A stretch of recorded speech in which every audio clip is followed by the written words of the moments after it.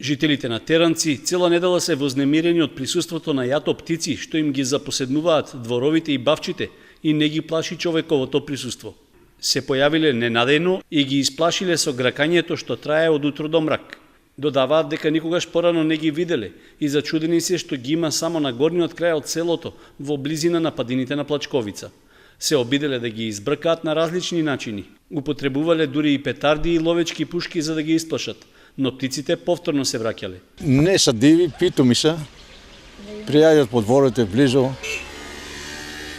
Прават, носат таква слама за гнезда, прават там такви работи. Не се плашат. Не се плашат, не са диви. Пукаат тука со петарди некои.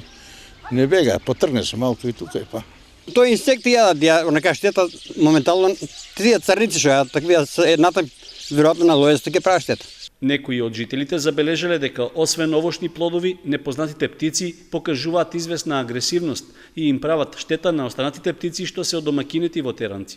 Куќата дека има вратци легала, значи јајците ги најдуваме доле паднани, сламки и значи растурат и легалата на врапчињата. Да, и на ластовичките и на врапчињата. Легалата јајчиња најдуваме, ама тука се овај дел највеќе. И сабале од 5 сато почнат да пискат, да викат. И додек се смраче, шом се смраче, ние ги снем. За житото обавезно и напаѓат, там гледам имаме ние у дворот цреш, оно има нападнаја црешта, више нема цреши. Паднаа. И страдно е, и за лојзата исто така. Теранчани со право се загрижени од присуството на за нив непознатите гости, велат познавачите на живиот свет во Кочанската котлина. Сепак се работи за птици кои се само подвид на веќе присутна фамилија во нашите краишта. Се работи за птица која повремено доаѓа кај нас и спаѓа во фамилијата на сковраните или сколовранците. Се разликува, оној подвид на сколовранците се разликува по бојата од нашиот класичен сколовранец кој е црно-бел. Овие имат жолта боја на градите и жолта боја, белузнава жолта боја на грбот.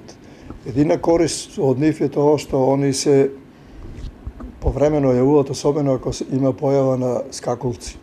Скакулци има појава во Македонија, во Штипско, во Неготинско, а нешто, некакви најави има дека има и во нашиот крај.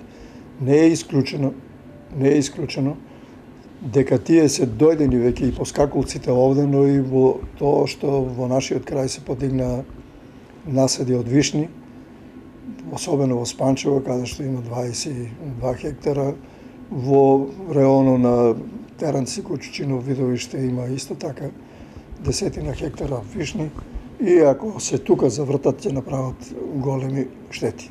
Бојаджиски додава дека овие птици најчесто се населуваат во напуштени куќи и амбари, каде наоѓаат соодветно за солниште и инсекти со кои се хранат. Кон човекот не се агресивни, но потврдува дека можно е да направат големи штети кај овошните насади и лозјата, па дури и кај житните култури, посебно пченката. Останува отворено прашањето дали во текот на есенскиот период птиците ќе си заминат или ќе презимат и ќе се одомакинат во овој крај.